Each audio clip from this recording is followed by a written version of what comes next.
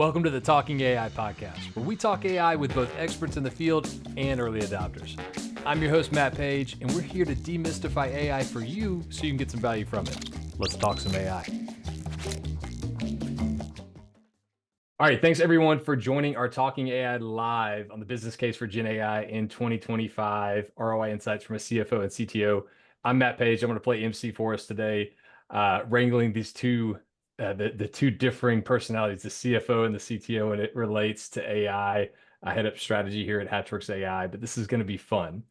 In one corner, we have our CFO, Varvara Alva, can't pronounce that correctly, worried about the bottom line, if you're on budget, and what are you doing for me lately in terms of P&L. In the other corner, we have Omar Shanti, CTO of HatchWorks AI, focused on innovation, how best to leverage AI and get his initiatives approved by the finance overlords. How are both of y'all doing today? Great. Thanks for having us. Awesome. Yeah, really excited for this session, Matt. This is going to be live. And when we were thinking about this, we're in that kind of past the budget planning season, but with this new emerging Gen AI, there's a lot of discussion on, okay, well, how do you show the ROI? Everybody's wanting to do something with it. So we thought it'd be cool to do a bit of kind of like fireside chat between these two differing personalities. And Varvara's from Avid Bots. And real quick, just for context, Varvara, give me like the quick elevator pitch. What does Avid Bots do, just for reference for the audience, kind of know where you're coming from in terms of the business? Yeah, so we are a high growth robotics company based just outside of Toronto. We design, manufacture, and service and sell and service our autonomous cleaning robots. You actually can see the picture right behind me. So we have three different types of models, Neo and CAS, and they're all going for whether you are a manufacturing facility or retail, warehouse, airports, and those types of facilities. So there's a lot of automation that's taking place in North America and especially in the States. And so we are excited to bring these robots to market. I am the CFO/COO, so I have a unique dual role, which is very exciting because it gets me to see the operations, very up close, as well as understand how to enable the business to make better decisions from financial perspective. So excited to be here and chat with you guys on the AI. Yeah, that is a really cool product. Omar, give me like the 15 seconds. CTO, HatchWorks AI. Omar Shanti, CTO, HatchWorks AI. Back to you, Matt. Perfect. I'm joking. So nice. Omar Shanti, CTO, HatchWorks AI, came up through the lineage that many data scientists have sort of gone through. Started off building models, realized I needed more data to build those models, so ended up getting that data, and then ended up realizing the biggest value is in building a platform for others to self-serve to that data. And so through my lineage, ML through ML ops to data ops, building platforms for others to self-serve, whether for analytical purposes or for AI purposes. Awesome. All right, let's get into it. So I got a couple like state of AI reports, stats. Those are like blowing out like crazy right now, but just to support us. But let's get it kicked off. There's a recent Menlo Ventures report, the state of Gen AI in the enterprise, and they're stating that 2024 has been this pivotal year for Gen AI, with the enterprise spending skyrocketing. And they're stating 13.8 billion from 2.3 billion, a six-fold increase over last year. So the surge kind of signals that companies are moving from this experimentation to execution phase. And a lot of people have talked about 2024 as like this year of the POC.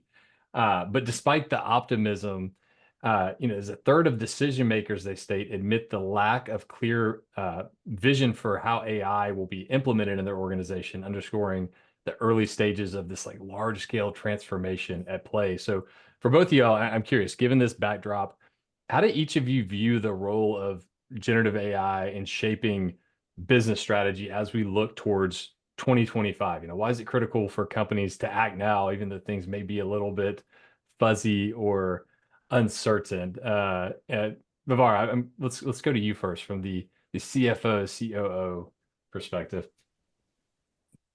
Yeah, I think this is a really, really exciting, I would say, a big phase that we're all, as companies, learn about the tools, AI tools, and learn about how to adopt them. And obviously, clearly, these numbers speak for themselves. There's a lot of use cases and a lot of just early adopters already doing this.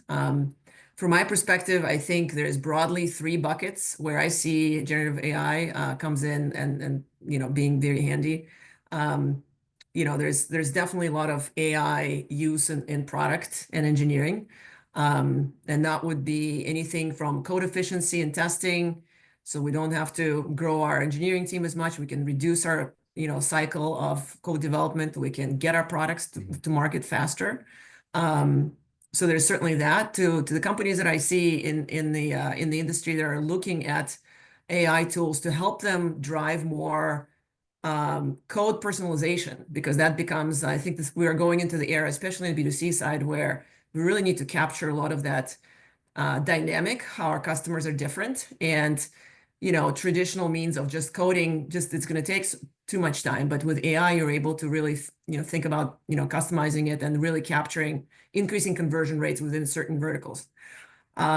Second bucket to me is go-to-market strategy. There's a ton of use cases on the sales, marketing, operations that are helpful. I'm personally looking into a couple of those for operations at Avid bots.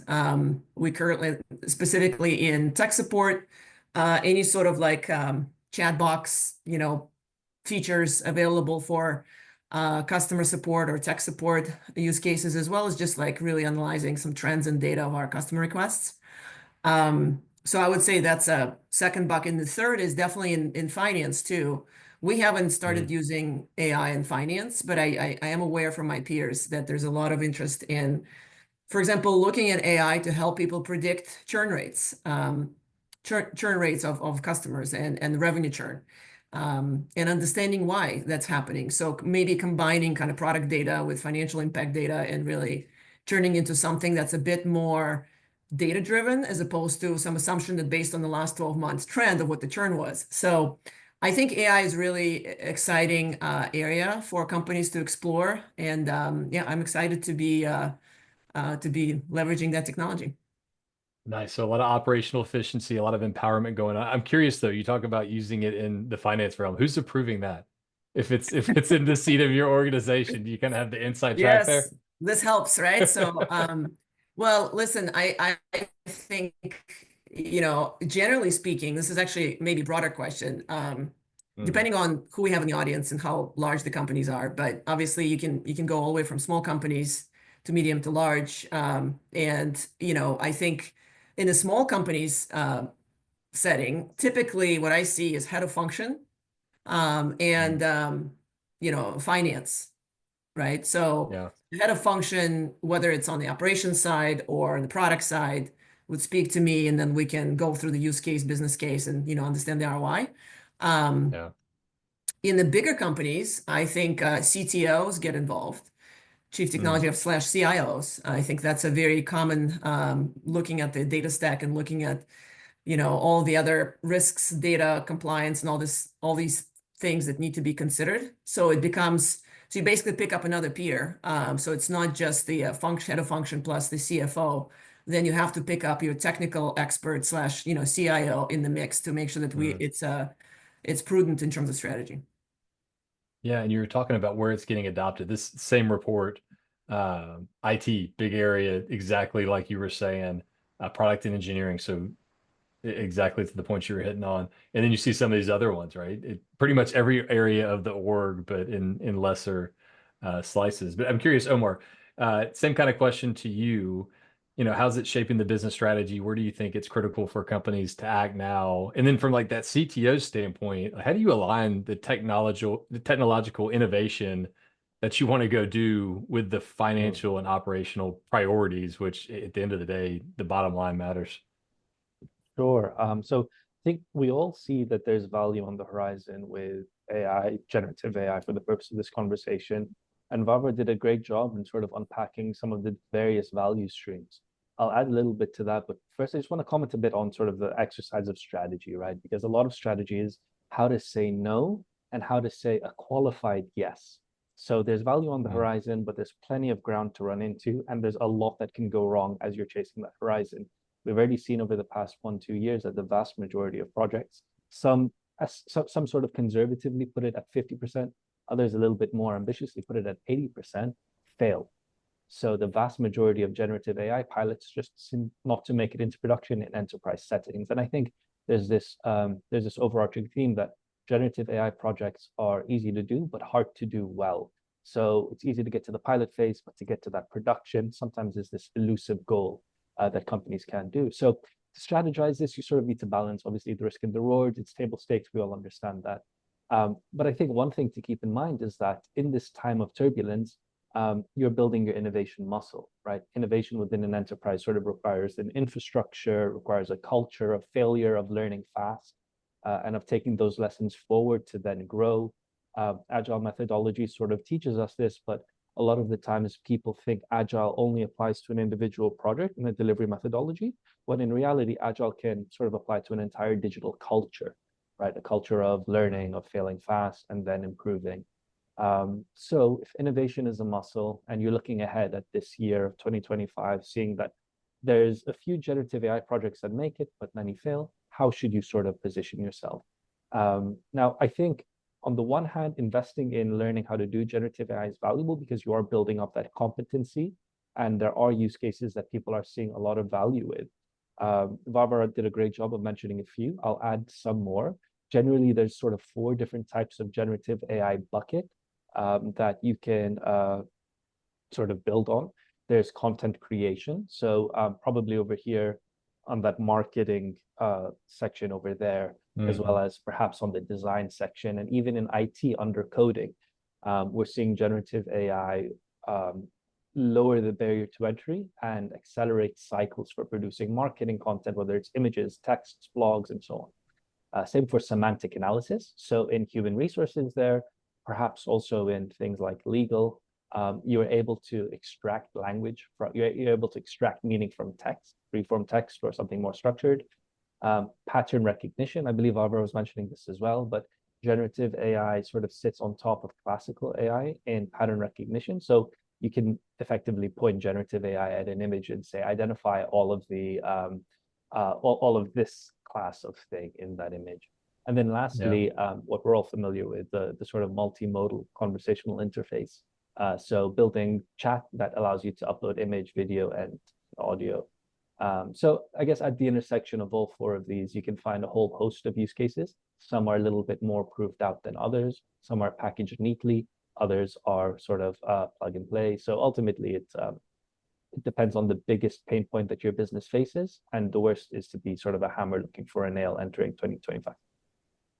Yeah, that's the big problem. Everybody just wants to do Gen AI. It's like, where do you apply it? I think there's no shortage of use cases. I was at a Databricks conference yesterday, and they threw a stat up there, which I think we've all heard some form of this stat, but 85% of these Gen AI POCs fail to make it to production. So that's a big issue. But like as we get into it, I want to go back over here. Let's get into the key thing that folks are probably here for. It's like, show me the ROI in a sense, right? And it's difficult because this is so new and emergent. There's a study earlier this year talking about ROI is still an art and a science. 56% believe ROI is positive, but not precisely measuring. 31% focused on ROI for cost savings, 9% on revenue opportunities. So you see an interesting split there. And there's some that, I'm not even considering ROI. And then in this, another study by Databricks and Data IQ, an interesting view on ROI. So they're talking about, this was kind of interesting. 65% are seeing positive AI from Gen AI use cases, 21% not specifically measuring ROI on Gen AI. And then no, they're not seeing ROI. And then there's this other bucket that's unsure. And then Varvara, you may find this interesting, but looking at it in terms of a methodology, and the question is, how does your organization account for the value delivered from data analytics and AI initiatives?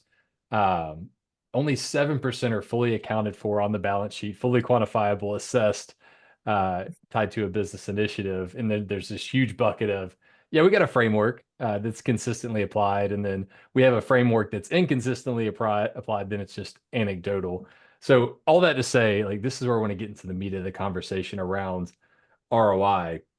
Now, let's just start out. How should organizations approach measuring ROI for Gen AI to ensure their investments are delivering tangible value, whether that's cost savings, revenue generation, other metrics, or should we just kind of continue in this, working off the good vibes? We got to test this stuff out, and we think there's going to be value. Omar, why don't you kick us off on this one? Sure. So we work very closely with our clients and prospects in sort of identifying the generative AI ROI whenever they've got sort of an idea. And we've sort of found that depending on the playbook of generative AI project, I was mentioning a few buckets, Varvara was mentioning buckets as well. There is similarly an ROI framework that can be applied.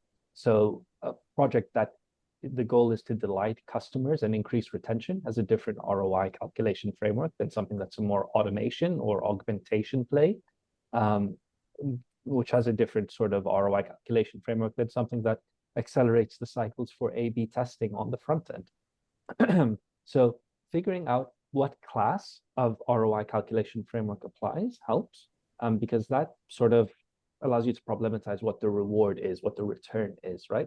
And then in terms of the investment, there's on the one side, the cost of building as well as the cost of maintaining, but all of that factored in with the cost of the risk associated with it, because the guarantee of the return is just not something that the market is fully locked in on in the way that a website is, for example, right? There's ways to bridge that gap and to de-risk, but ultimately, as we were saying earlier, the statistics are what they are in the space, and having that sort of expertise does help de-risk, but ultimately it's still a challenge.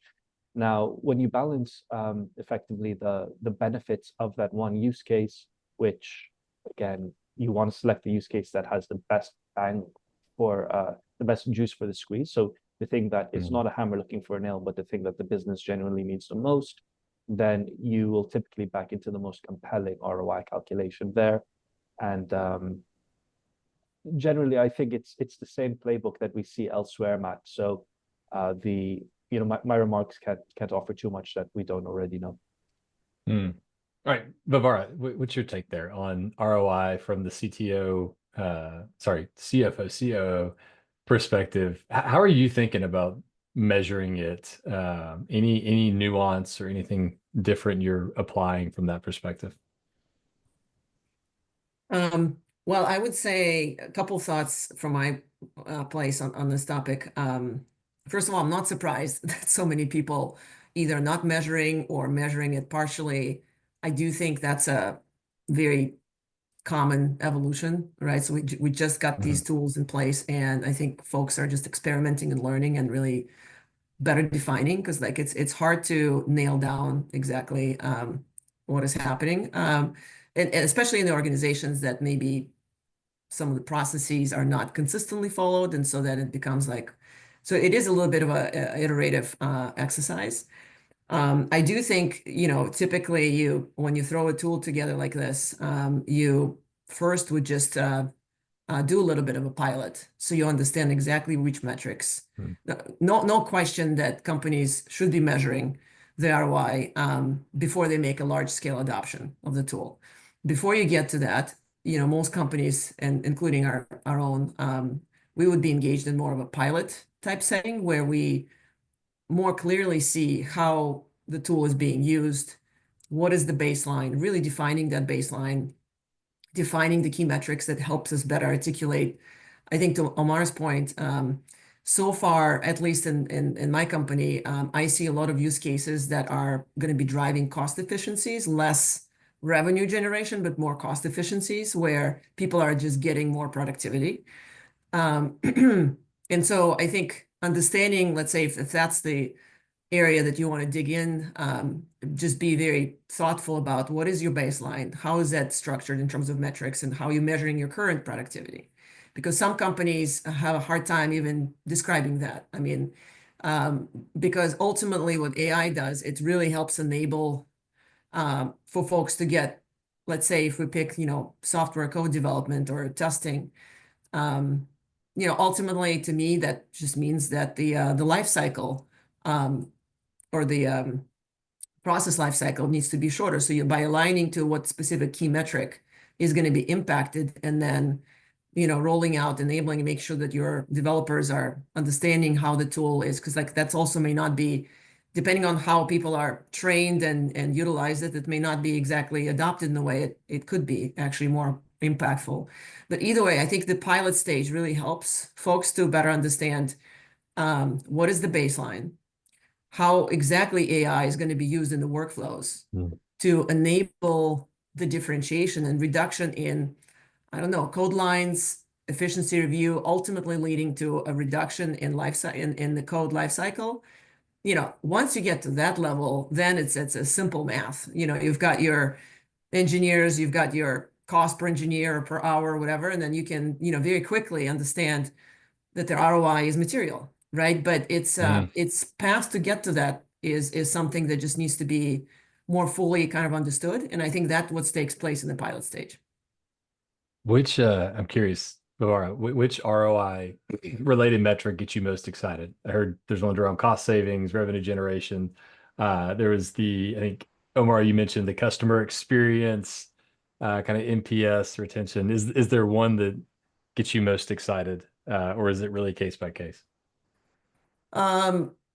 Look, I think I would answer this question, twofold. Of course, I would always go for anything that leads to retention of customers or revenue generation is always a really the right way to go. At the same time, I would also say maybe the early adoption of AI, I would get excited about things that get me more visibility to achieving the results, right? So Yeah. like things on the cost basis reduction there, those could be low-hanging fruit. And why not go for that? Like I would be excited to start, saving or, understanding the efficiencies there first, so we can reinvest some of these dollars elsewhere in the company.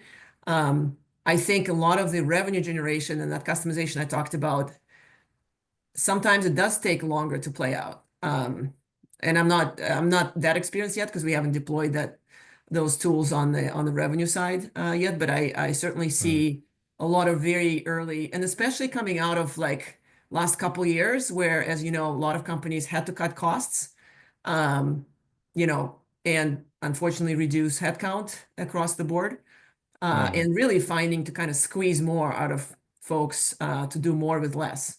And so I think just based on that sort of environment, I do think AI is very appropriate, because then folks can maintain a more or less same or even reduced cost structure if they're able to use AI more efficiently in their processes.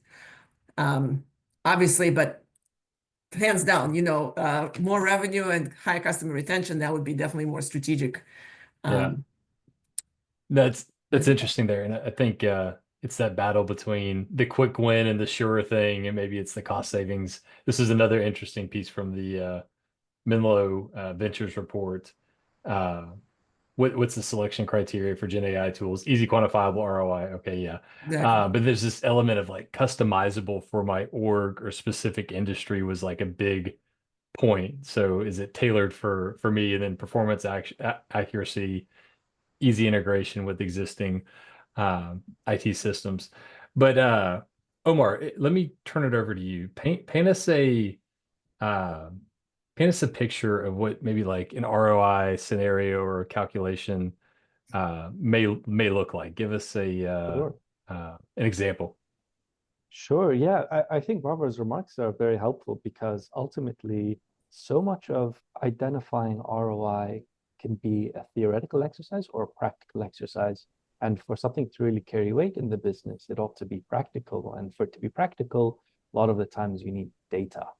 So let's take one specific example. Let's talk about a sort of a software co-pilot tool, right? So our organization is let's say that they're a SaaS company, or at least they've got a heavy SaaS presence.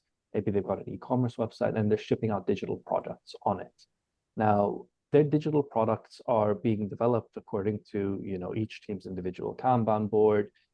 They've got their scope, they've got their sort of velocity, and you want to accelerate that. You want to introduce GitHub Copilot or one of these tools, Cursor, because you think that you can boost and then drive the needle, get more software out there, lower the cost of onboarding, and then incur more revenue on a more diverse on a more diverse sort of product set.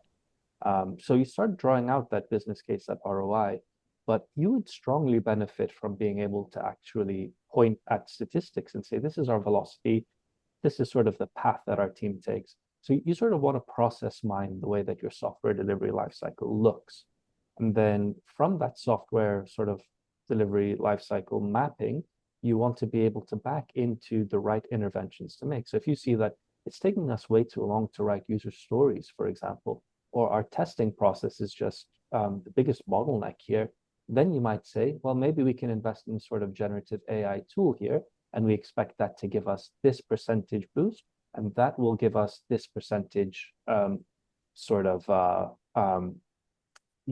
increase in shippable software over a specific time period. And so just like that, by sort of mining your own data, by going in there and then by identifying the low-hanging fruit, or maybe not necessarily the low-hanging fruit, but like the most crucial intervention to make, can then use generative AI and build a very powerful ROI case study around that. Incidentally, we've got a similar offer with our generative IQ offering, where we leverage Bloom filter for that sort of process mapping to sort of create a quantitative map as to how your software delivery lifecycle looks. And then we use our own sort of generative driven development methodology to, in a way, call out a qualitative intervention to help unlock that. But pairing those two is just great because you get that ROI and you sort of have the ability to fix it. So I hope that helps, Matt. And really, I just want to underscore the one key challenge to measuring ROI is just having data. The more data you have as to your business and your specific problems, the more you can create that bespoke ROI calculation, the better off you are. And then maybe just one other comment on what we're seeing over here, which is the tension between quick wins versus long-term value. I think there's no right answer, and it'll depend on the sort of company's culture and climate, because ultimately I think you need to develop champions. You need to win people within the company into the vision of using generative AI. And if it's an automation play that boosts efficiency, you need the people who you are augmenting to be able to buy into that vision. And so having some quick wins along the way actually brings with it sort of cultural dimension, which might make or break the long-term adoption of generative AI in the business. So maybe we can dive into that a little bit later, but just seeding that thought. Yeah, and it kind of comes back to the age-old innovator's dilemma, right?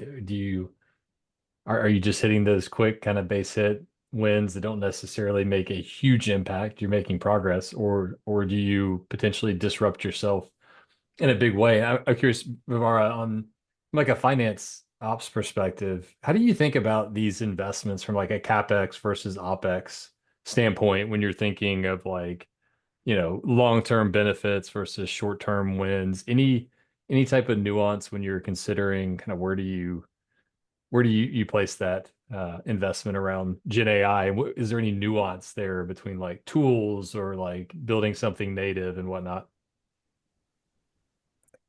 Yeah, I mean, from our company's perspective, we are just adopting, like I said, the GitHub Copilot. So it is definitely an OpEx type expenditure for us because we're experimenting with the use of that tool to do exactly what Omar was saying. So I think we know that if we take apart our average cycle time from the software development perspective, it's roughly 50-50 split of the software folks spending time in development versus in code review.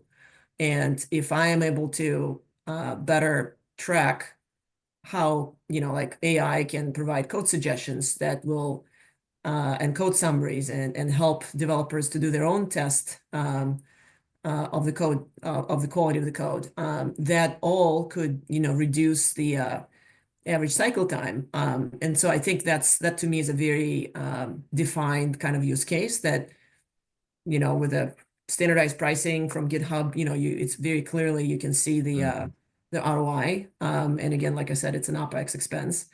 When you talk about capitalization of expenses, I think you're talking about much larger projects where folks would develop their own embedded AI tools, like as part of their, framework or architecture. Or in the bots behind you, right? Right. The tools you have when you start thinking about Exactly. So a those lot could of it. those could be like a little bit of like more of a CapEx type expenditure, Mhm. but those also would take a little bit longer to stand up. Not to say that we shouldn't be looking at those. I think, like I said, it's one of those things, and I agree completely with what Omar is saying, because I think AI is such a um, exciting kind of a new development and how workforce can be enabled to be more productive, more innovative, more creative, all of that. I do think it's a bit of a culture shift. And Mhm. it's also something that needs to be carefully brought into the business so it doesn't all of a sudden gets either misapplied or creates a undue risk, whether it's compliance or data privacy, things like that. So like it needs to be kind of carefully kind of rolled out. Um, but yes, I think if you start with the early wins and you sort of like look into that and then gradually see where the use cases, where the biggest sort of bang for the buck is at the company. Um, and then maybe at some point start really thinking about what that looks like from the Mhm. product perspective and really developing something that's becomes an asset, capitalizable asset. And Yeah. I know that um, um, HitchWorks, you guys are, providing some of that product development capability to the companies, which is, I think, exciting. We as a company, not quite there yet, but I think over time, anyone who's out there with a product and thinking about competing and coming up with next generation things like that, I think AI is just going to open up a lot of doors to really think about how we can reduce time to market. Yeah, I'm curious, Omar, on your side, and anybody who has a question, feel free to drop it in. But these folks got a ton of insight that if you get any questions, you're budget planning, you're trying to get something across the line, drop your use case in there. We can help you out. But Omar, like from the CTO seat, you got to paint this vision of how you can leverage AI, where it's going to go. How do you tell that story? Like for the audience, give some insight on how you think about that when you're dealing with something as transformative as AI, because it's a like step level change, kind of a paradigm shift where it's like kind of wreaking havoc on the traditional ways of doing things. How do you think about telling that story, building that business case? Loaded Un- question. Unfortunately, in a way, it's a vision that paints itself, much to the chagrin of many CTOs. I think a lot of Interesting. CTOs are getting pinged by their CEO or members of their board Yeah. asking them, "Hey, what are we doing with AI?" Right? It's a hype cycle that sort of has come out of technology, but is now sort of ever present. And in a way, it's very decentralized. The barriers to entry are incredibly low, so that within any organization, I'm sure the CTO doesn't have full visibility into everyone who's using tools like Gamma for presentations or ChatGPT or any one of these sort of any one of these freemium SaaS freemium SaaS generative AI offerings, right? So how does the CTO sort of rein this in? How does the CTO land the plane? Um, I think it's an interesting question, and I'm not so sure that the answer only ends with the CTO. In fact, I think, as we saw on your previous slide, Matt, all different departments have got a vision for how they can apply this to their own sort of how they can apply sort of generative AI to their own domains. And maybe we'll gradually start thinking of generative AI as just this operational component of SaaS offerings, right? So every one of these departments have their own host of SaaS offerings. So for example, our finance team might use HubSpot, our design team might use FigJam or so on. Not only is generative AI coming to these softwares, so you'll have soon first class native integration between these SaaS softwares and generative AI offerings. But also this whole new class of tools are coming up. I'd mentioned Gamma previously, ChatGPT and Claude are Mhm. others, and so on, that are sort of Gen AI first. So, against this landscape, what can you do? I would say one of the first things to do is understand how to govern. And again, in part, this can be led by the CTO and their org, but just like data governance is a lot bigger, and it brings in your chief security officer if you have one. It brings in your sort of legal arm and your data arm and so on. So you need to kind of consider the regulatory implications of using generative AI and then put any guardrails in place so that you're guaranteeing ethical use across your whole enterprise. One thing that we've been seeing time and time again is organizations effectively building an AI gateway. So let's say that I'm in a heavily regulated industry and I want to enable real-time conversational analytics against my data. That's one use case of generative AI. It's a very common one, though.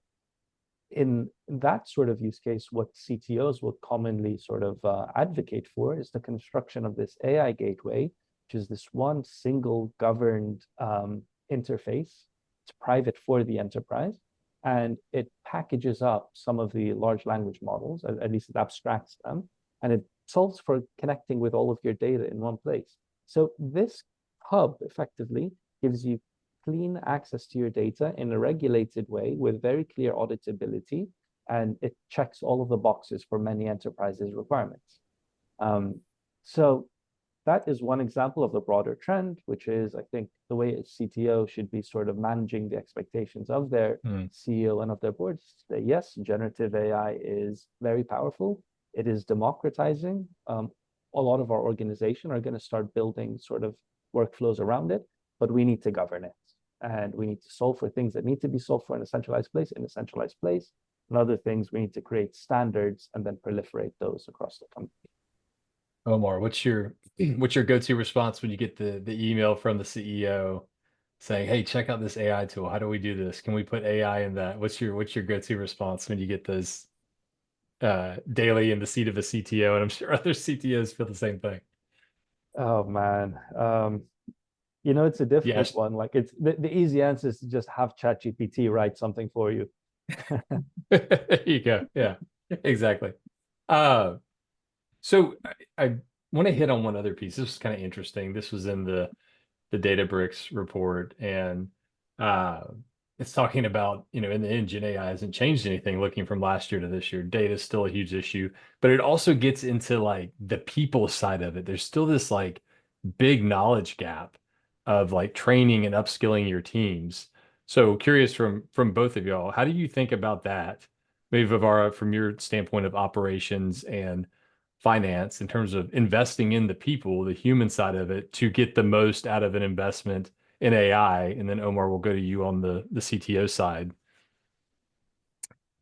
Yeah, I think it's always like anything new, right? So we as humans are somewhat resistant to change, especially if there is certain processes that and steps or that you're just so used to doing. So I do think it's you need to kind of influence, and I think Omar used the word champion. I think it needs to start from the top, because I think as far as like leadership and then maybe extended leadership of the companies that talk about it and maybe get themselves up to speed a bit more, right? How their peers in the industry are using, or how some of the other folks using in the industry, so that it's they're a little bit more bought in themselves.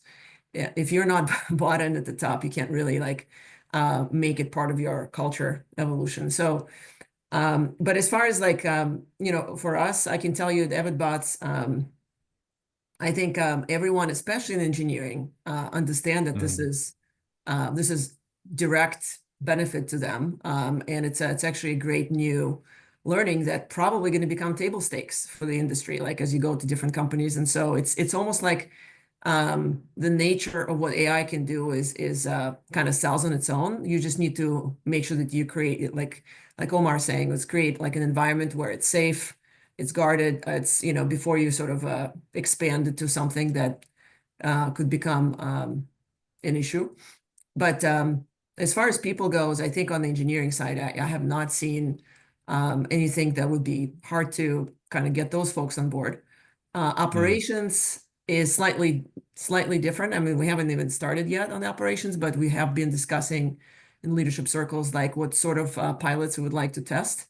But again, I think it's just the same old, like, and just getting people on board and talking about the benefits and getting them comfortable to use these tools and what they can do. I think it's just it just needs to be an adoption stage. before you can start really seeing, true ROI. Because a lot of that ROI could be hidden because so-and-so, especially if you're talking about, let's say, you have a call center and you have 100 people there or 50 people there, like how do you standardize that procedure, like enable that and really, make it worthwhile. One of the projects I'm excited about to look into, we haven't, in full disclosure, we haven't started it, but I've heard a lot from my peers that basically doing a enterprise knowledge search is a big deal. And we Yeah. have, as a company, we create a lot of content. We know a lot of things about our customers and how they use our product and how we support our customers. And, we have a lot of people in these remote operations. And so how do you create that database and then enable them to search and kind of include that as part of their sort of day-to-day operations is definitely going to be something we'll be learning next year. Nice. Yeah, you But and Omar need to talk about that offline. We can help you with that. Okay, But, great. but Omar, I'm curious on your side from the CTO standpoint. Like, how do you? So I at a dinner last night at that event, it came up that, and you mentioned the operations side being a little more cautious about it because in some ways you're taking over the functions of the person. So they're like, well, what do you need me for? And the answer typically is, well, you can do more higher value work. But Omar, how do you think about that, investing in the people and then Yeah. creating that safe space? I think it really depends on the culture of an enterprise. As a Mm, rule, I think every enterprise ought to constantly invest in their people's education and upskilling. I think that brings about increases to efficiency, also brings about more satisfied talent who stay at the company longer and who are sort of more fulfilled in their professional journeys. So I'm a staunch advocate for continued employee education. There's the tough thing to balance is sort of how you budget for that, and how you make that possible within an enterprise. The answer looks different in a variety of places. At HatchWorks, we built an AI university. We did a series of courses there, and we've sort of curated these curricula that bring together a lot of sort of open source or publicly available um, courses as part of our mm, university as well. So it's a mix of things that we've created and things we've curated. But in other enterprises, I think something that's more asynchronous, something that's a little bit more do at your own pace with some form of financial reward is typically commonly utilized. Broadly, also, I think there needs to be some education around augmentation versus automation. A lot of the times, these models are not good enough to replace individuals in business critical software. Instead, you always need the human in the loop. Generative AI, for all of its merits right now, is still highly probabilistic, highly prone to hallucination, and is not fitting for situations that require very, very firm and fixed sort of diagnoses. We've seen this recently. I just wrote about in my newsletter last month how a company that was trying to bring Whisper for audio transcription into the healthcare mm, space failed spectacularly. Whisper began sort of hallucinating in moments of silence, things that the person never said. So that was a sort of spectacular lesson about how generative AI is easy to do, but hard to do well. And so you can either solve for that technically, or you can have humans in the loop. And for the human, now what that means is they're doing their job by working with these AI tools, which will soon be so ingrained in our life as a calculator or spell check that we just sort of take them for mm. granted. And just like the calculator didn't, bring accountants out of work and spell check didn't get English teachers out of work, I think these individuals will learn to use these tools without, without being displaced, but instead be leveled up so that they can now be more productive and add more value to the business. At this point, the bottleneck is going to move elsewhere. So if we can build software quicker, the question is, can we imagine it quicker now? And so that's, I think, one of the challenges that our industry is going to need to live up to over the coming few years. Can we imagine and can we create backlogs of software quick enough now that we can write code faster than ever before? I think that's a great stopping point. I know my TI-83 came in handy back in high school. AI is going to be the equivalence of that in the future. But just to wrap it up here, I think, Omar, you mentioned we have the newsletter, we got the podcast. This is kind of a variation of it, the live version. We have tons of labs, and that's another thing. If you want to set up a labs or innovation organization, reach out to Omar. We're doing it internally, and he's got a lot of experience there. And Omar, you mentioned Gen IQ powered by Bloomfilter. Really cool tool if you're on the engineering side of the house. Varvara was talking a little bit about that too. It basically allows you to go in and identify where to best apply AI. How do you measure ROI? Making it more predictable.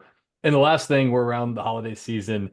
Complimentary gift for anybody that's here today. We have an offer going through Friday the 13th, coincidentally, 12/13, but AI ROI workshop. If anybody wants to come and chat with us, just as a thank you for joining, looking at use cases, how do you measure the ROI and identifying those use cases, reach out. We'll shoot you a link where you can sign up if interested. But thank you both, Varvara and Omar, for joining us on Talking AI Live. And thank you to everybody that joined us today. Thank you. Awesome. Everybody have a great weekend. We will wrap it up there. Thank you, bro.